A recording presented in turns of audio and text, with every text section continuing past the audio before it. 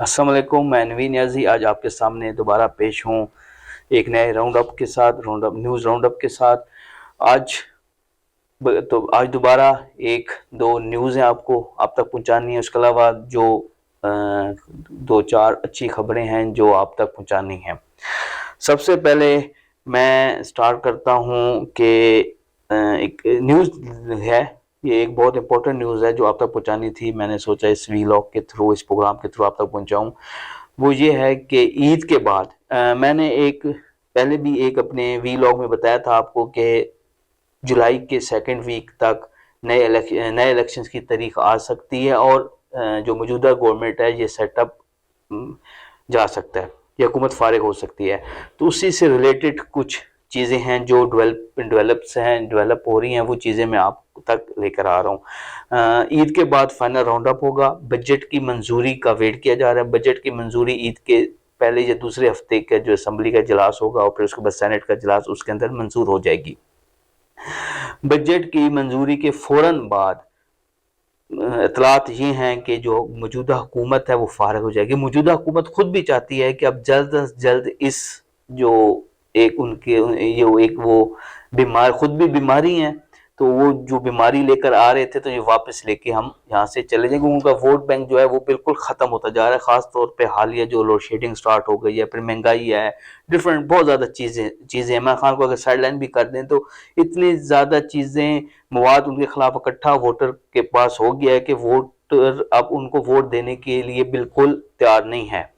तो खैर वो टाइम लेना चाहते हैं अपनी एक बयानिया जो उन्होंने 9 मई का बनाया था, आर्मी एक्ट लगाने का जो बयानिया बनाया था, उसको आगे लेकर चलना चाहते हैं और वो इलेक्शन कैंपेन के अंदर उसको यूटिलाइज करना चाहते हैं। आज तक कल तक तो नून लीग की और मौलाना फजल रहमान की कोशिश थी कि इलेक्शन किसी तरह से ना हो, लेकिन एस्टेब्लिशमेंट और जो ताकतवर हल्के उन्होंने ये कहा है कि आइन और कानून के साथ हम खड़े हैं। जिसके बाद इलेक्शन ना होने की जो बात थी उस पर लाल झंडा दिखा दिया गया है नून लीग को खास तौर पर। तो इलेक्शंस तो अपने वक्त पर होंगे। जो अक्टूबर में होने थे वो इनकी जल्दी असम्बलियां तोड़ने की वजह से नवंबर में चले जाएंगे। वो एक टाइम गेन करना चाह रहे हैं इमरान खान नवाज शरीफ को वापस लाने के लिए। खैर, तो ये तो बात जो मैंने पहले भी की थी, उस बात पे मैं उस बात की अब तस्दीक कर रहा हूँ कि जुलाई के पहले या दूसरे हफ्ते के अंदर ये गवर्नमेंट घर चली जाएगी। दूसरी बात जो मैंने आपको बतानी थी कि इस गवर्नमेंट के जाने के बाद जाहिर बात है निगरान वज़ीर आज़म बनना है।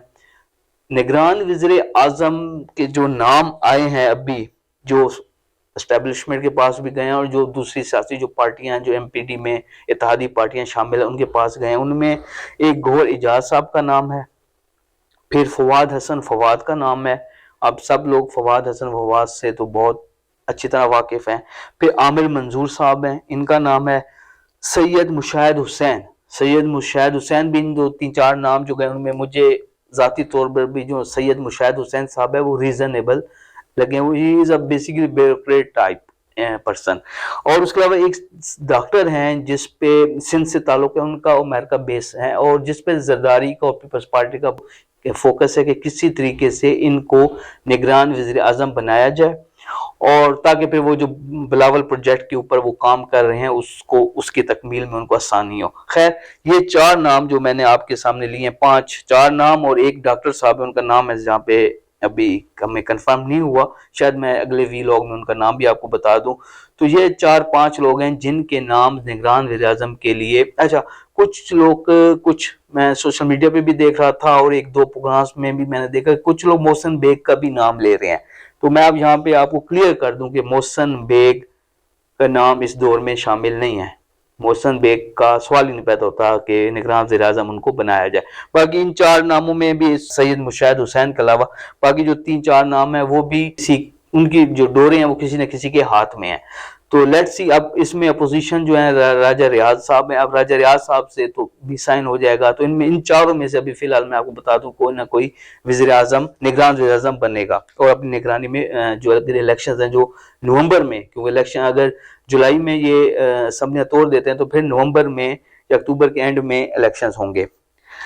उसके अलावा एक सेनेट में बिल पास हो चुका है।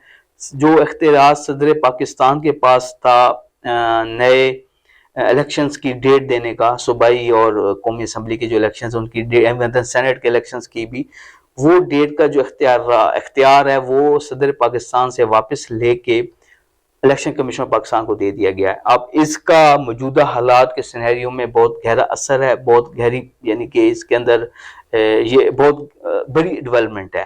اب اس بل کی منظوری سے یہ ہوگا کہ جو صدر پاکستان نے سپریم کورٹ نے 14 مئی کی، صدر پاکستان نے 8 مئی کی جو ڈیٹ دی تھی وہ دوسرا میں آپ کو بتا دوں، جو الیکشن کمیشن سینٹ میں ایک بل پاس ہوا ہے، جو الیکشن کمیشن کے پاس الیکشن کمیشن کی تاریخ کے اختیارات کا جو صدر کے پاس تھا، صدر کے پاس جو الیکشن کی تاریخ دینے کا اختیار تھا وہ واپس لے لیا گیا ہے، اور وہ اب اختیار چلا گیا الیکشن کمیشن کو دے دیا گیا ہے۔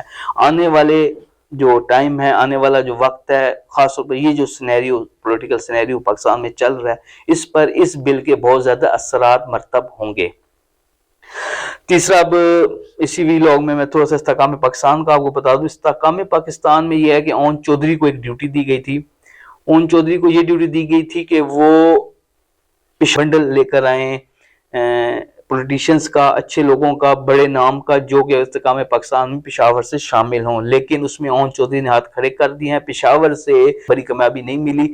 اس کے بعد پرویز کھٹر جو استحکام پاکستان کی اس ایکٹیویٹی کے اوپر نظر رکھے ہوئے تھے، وہ اس چیز سے مایوس ہو گیا، اب انہوں نے اپنی الگ سیاسی جماعت بنانے کا بھی فیصلہ کیا ہے۔ تو اب دیکھتے ہیں جو ہیں پرویز کھٹر وہ کب اس چیز کا اعلان کرتے ہیں اور کب نئی سیاسی پارٹی بناتے ہیں۔ وہ پھر فیوچر میں یہ بھی ان کا پلان ہے کہ پشاور سے استحکام پاکستان کے، تو امید کرتا ہوں آپ کو میرا ویلاگ پسند آئے گا، آپ اس چیز کو دیکھتے رہیں، اور میں نئے ویلاگ میں نئی خبروں کے ساتھ آپ کے سامنے پیش ہوں گا۔ بہت شکریہ۔